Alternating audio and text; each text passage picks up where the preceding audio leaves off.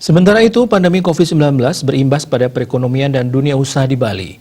Menurutnya, jumlah wisatawan yang berkunjung secara tidak langsung ikut mempengaruhi pertumbuhan ekonomi di Bali. Kondisi inilah yang membuat kantor perwakilan Bank Indonesia atau BI Bali memproyeksikan pertumbuhan perekonomian Bali pada triwulan 2 2020 akan kontraksi lebih dalam dari sebelumnya.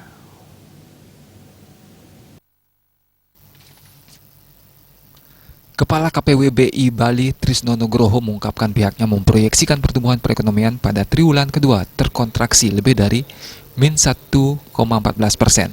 Itu karena penurunan aktivitas ekonomi di Bali akibat COVID-19. Pertumbuhan perekonomian Bali pada triwulan pertama 2020 mengalami kontraksi sebesar -1,14% YoY.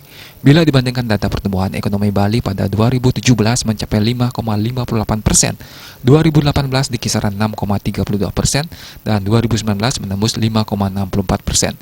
Itu berarti pada triwulan pertama 2020, pertumbuhan ekonomi yang terendah. Pertumbuhan ekonomi melambat pada triwulan kedua April hingga Juni tidak menimbulkan krisis karena inflasi masih bagus dan terkendali.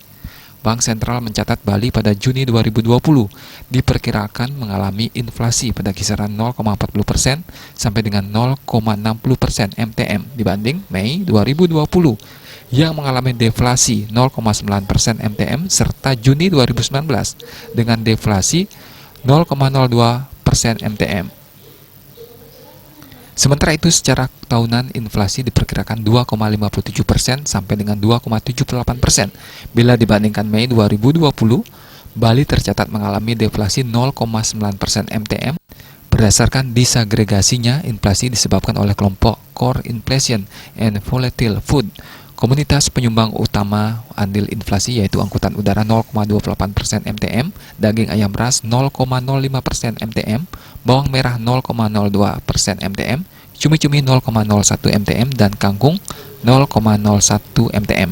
Sementara andil deflasi Mei 2020 yaitu canang sari min 0,1% MTM, cabai rawit min 0,09% MTM, tongkol diawetkan min 0,06% MTM, bawang putih min 0,03%, telur ayam ras min 0,02% MTM. Di sisi lain, pertumbuhan ekonomi nasional diprediksi menurun pada triwulan kedua 2020, meskipun perkembangan terkini menunjukkan tekanan mulai berkurang.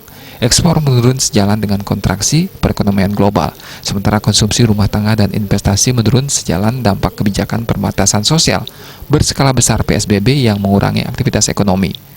BI memperkirakan proses pemulihan ekonomi mulai menguat pada triwulan ketiga 2020 sejalan relaksasi PSBB sejak pertengahan Juni 2020 serta stimulus kebijakan yang ditempuh.